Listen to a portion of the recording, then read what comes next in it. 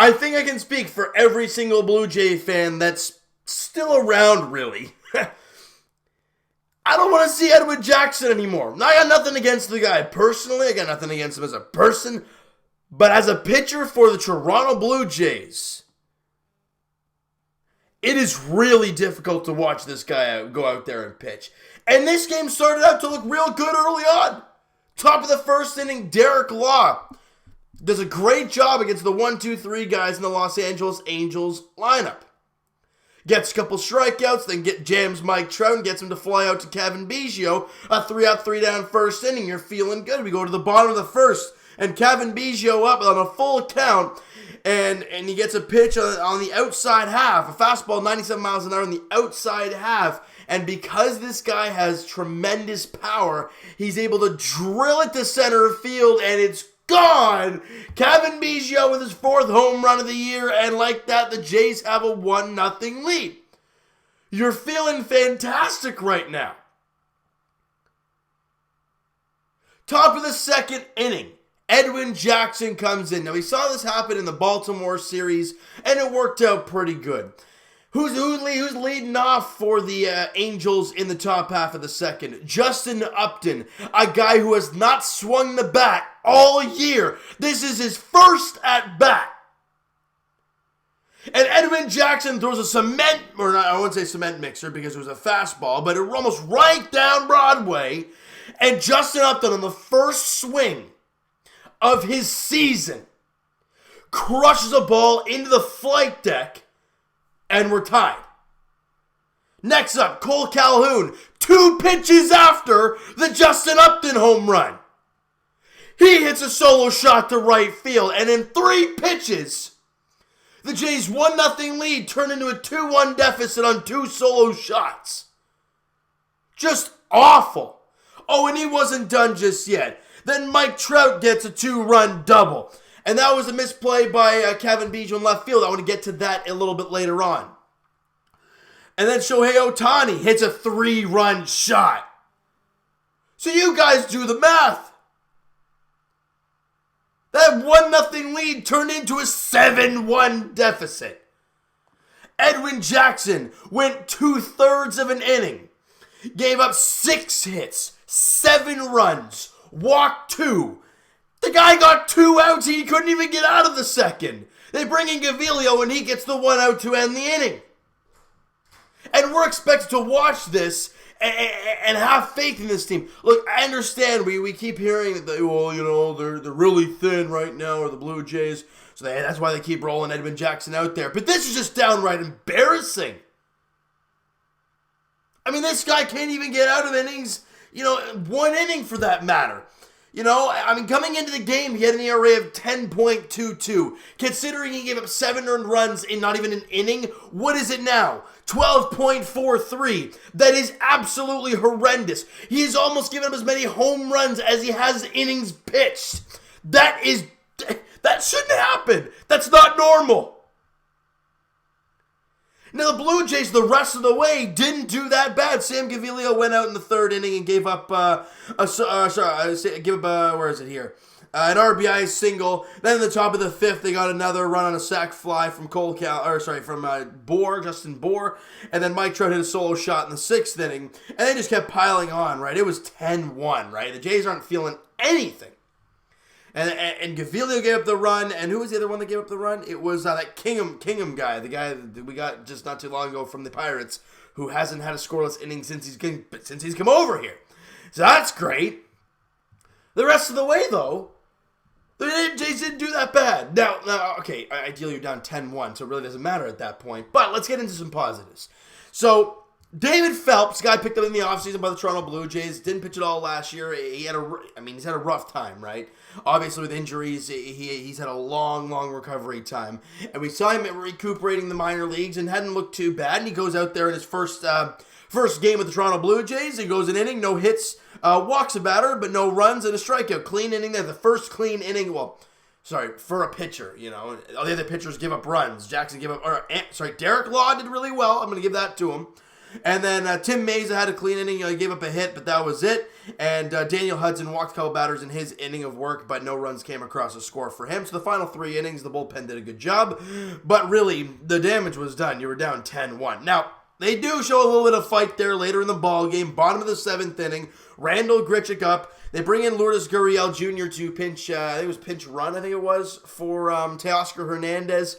He ends up leaving the game, actually, it was a sprained wrist, I think that's what it was for Teoscar Hernandez. He was 0 for 2 at the time.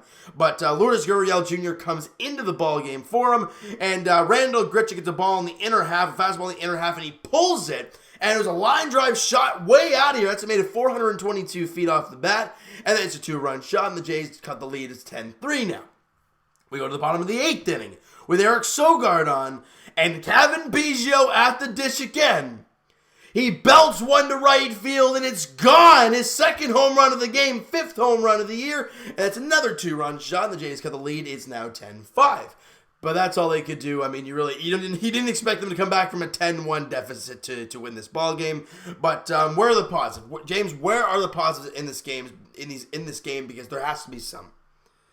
Well, Eric Sogard was 2 for 4. If we're talking about trade value and whatnot, he's hitting .296. He scored a run again in the game today. And Cavan Biggio had a day. It was 2 for 2, obviously, with the 2 home runs that he had. A combined 3 RBIs, 2 runs scored, obviously, the 2 home runs, so there you go. But he also walked twice. He did not get out today. So, ladies and gentlemen, his batting average, I think it was 207 going into the game today. Now 233. His on-base percentage is .378. This guy hasn't even played 20 games in the big leagues. Cavan Biggio is showing some sort of patience, and he's just waiting for his pitches. When he's getting them, he is crushing them. I mean, look at these numbers early on, in his young career. So he's played a total of 19 games. He's only hitting .233, but again, last week he was hitting 140-something, so he's almost up to 100 points since then. His on-base went from .343 going into today to .370. That is incredible. Where is he here? He's got 5 home runs in the first 19 games of his career. Where is he here? He scored 2 more runs today, so he has, did he score 2 or 3 runs today? I think it was 2, didn't he? Yes, 2 runs scored today for Cavan Biggio. So that's 13 runs scored in 19 games. That's very good. He has 3 RBIs. He has 10 RBIs in 19 games. Yeah, he's got 21 strikeouts, but again, he's still a young player, so strikeout numbers might be a little bit up there. But even 21 strikeouts in 19 games, it's not terrible, considering he had a big strikeout series against the Astros. And then he's also got 14 walks in 19 games. That is incredible! Cavan Biggio is putting on some sort of clinic there for the Blue Jays. Vladimir Guerrero Jr., though, 0 for 4 with a strikeout there today. So his last couple of games have been a little shaky since he's come off the... or I wouldn't say DL, but since he had the day or 2 off after getting hit in the hand. He's still hitting .259, however, so that's all right for him. Gurriel Jr. was 0 for 1, but he walked and came around to score, obviously, on the home run from, I think it was Grichuk who hit the home run. And speaking of Randall Grichuk, he was 2 for 4 in the ballgame with 2 RBIs and a home run and a run scored. So, and Freddie Galvis continues to swing the bat well. He was 2 for 4 in the ballgame there today. Now, Stroman's on the mound for the Blue Jays there tomorrow in Game 2 of the 4-game set. Look, Stroman's been good lately. He had a really good last start. He looks to continue to in those winning ways for him.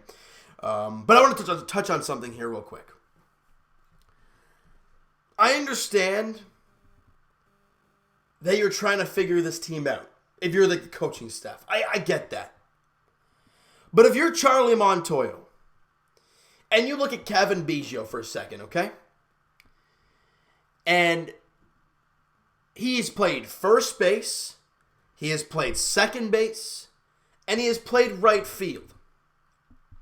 Now, what do those have in common? They're all on the right side of the field. Now, I know personally, as a second baseman myself, that when you go on the left side of the infield, you feel wonky.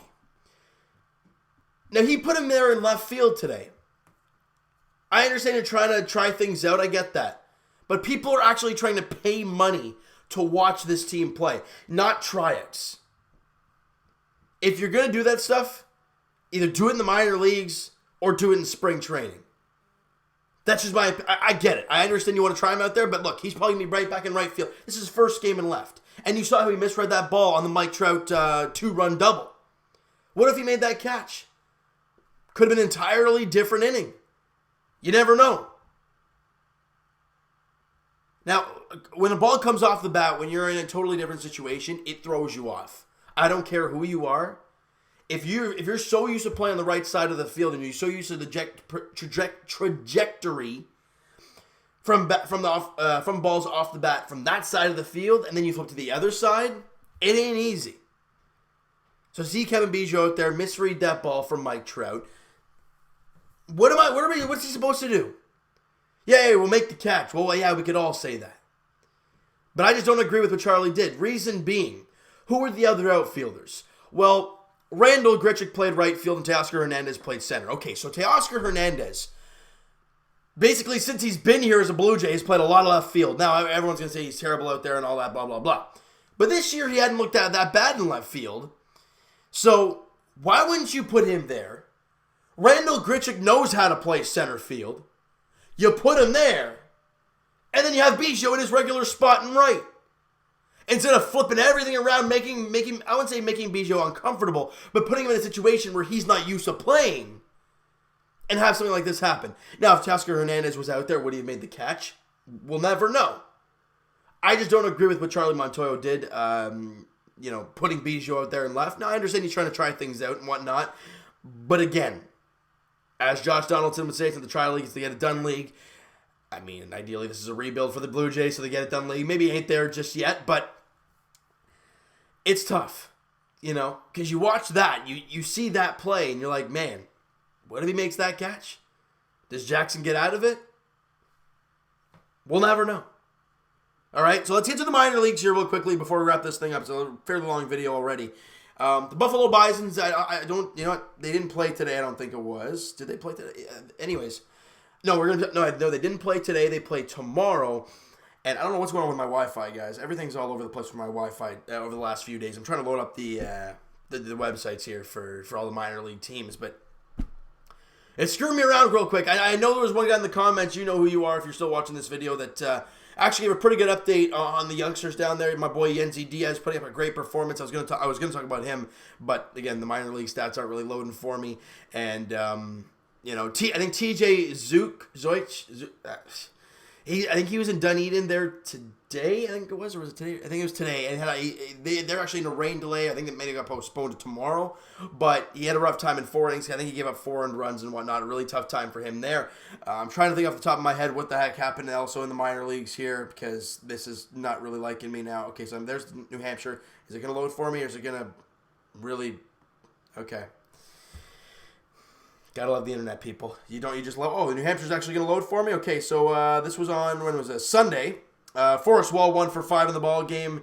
And where are we here? Chad Spangenberger 1 for 4 in the game. Logan Mormuth 1 for 4. I think we already talked... Yeah, Yenzi Diaz. There he is. 8 innings of 6 hit ball, 1 run. It was not an earned run. He walked 2 and struck out 4. ERA down to 3.50. And again, like I said, he's 20 or 21 years old there in Double-A, putting a 3.50 ERA up. Does that tell you something?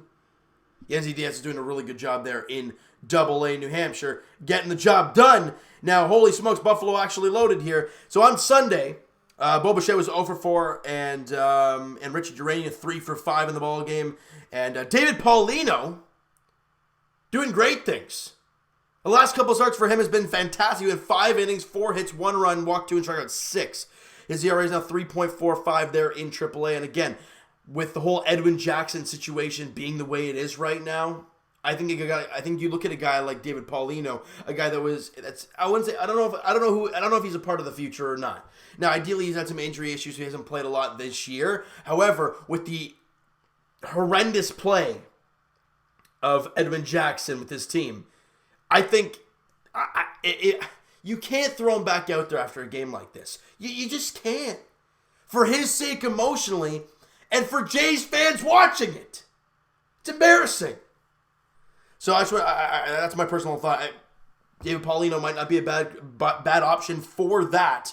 But yeah, we already talked about Dunedin and how they have a game postponed for tomorrow. Lansing, I don't think they play today. They play tomorrow. So that's I'm pretty sure that's how it is. There's Tuesday. Tuesday's the All-Star game for the A-ball team. Vancouver Canadians, they're playing right now. They're against no, it's not against Spokane. Excuse me. Let me just you know what? We'll leave this for tomorrow.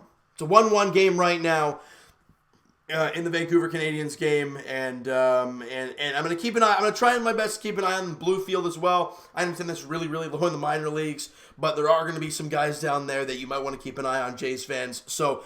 With those guys starting up very soon, with the Vancouver Canadians starting up and the Bluefield Blue Jays starting up soon, we're going to keep an eye on them in these really rough games. We're going to keep an eye on them, all right? So you know what, guys? That is going to do it for this one. You guys enjoyed the video, and you guys enjoyed Kevin Biggio's day at the plate. Smack that like button, do appreciate that. Hit the subscribe button if you guys have not already. Comment down below your thoughts on the game, your thoughts on Edwin Jackson, your thoughts on my boy Yenzi Diaz, and if anybody else has any suggestions to do for the minor league stuff, hey, my buddy down there who commented all those stats in yesterday's ball game, you want to do that? You know, keep going with that. That's awesome. Keep people in the loop when it comes to the Blue Jays, because I can only do so much on here. But guys, you know what? Like I said, hit the subscribe button if you guys have not already. Comment down below everything about this team, the game, everything. They're back to 20 games under 500 at 26-46. It's rough. It really is. I'm not gonna beat around the bush. It's rough. Now, game 2. Check out my main man Mo Buckets on Twitter, Blue Jays Wave on Instagram, guys. My Twitter is down below. Follow up, send me a DM, guys. Do all that great stuff. And I'll talk to you guys, Jays Edition, in game 2 of the 4-game series against the Los Angeles Angels. All right, they're tomorrow night. Tyler Skaggs on the mound for the Angels. Marcus Stroman on the mound for the Blue Jays. Stroman looking to build off of that really good last start that he had. He continues to do so. ERA 4-8 with a 3.18 ERA for Marcus Stroman. Anybody who bashes Stroman right now, I don't know what you're doing, because he's one of the only consistent starters for this team, other than Trent Thornton. But even Trent Thornton's kind of been up and down as well at some points. But other than those two guys, we haven't seen a whole lot. Now, I'm hoping this team does not wait till Ryan Barucki gets back to let Edwin Jackson walk, because it might be a little while. I'm going to check right now real quick before we wrap this thing up here where Ryan Barucki is. I got it right here in front of me. You know, because look, he's been out all year long, right? And so 2 days ago, he threw live BP. And a week ago, it said a month from return. So he could be about 2 to 3 weeks away for Ryan Barucki. I can't stand another 2 or 3 starts from Edwin Jackson. I just can't do it. All right? So I want to hear your guys' thoughts on everything, and I'll talk to you guys tomorrow night in Game 2 of the 4-game set. Marcus Stroman on the mound for the Blue Jays. Tyler Skaggs on the mound for the Angels. 7:07 first pitch at Rogers Center. Thank you guys so much for listening and watching. Hope you guys enjoyed this video. Talk to you guys then.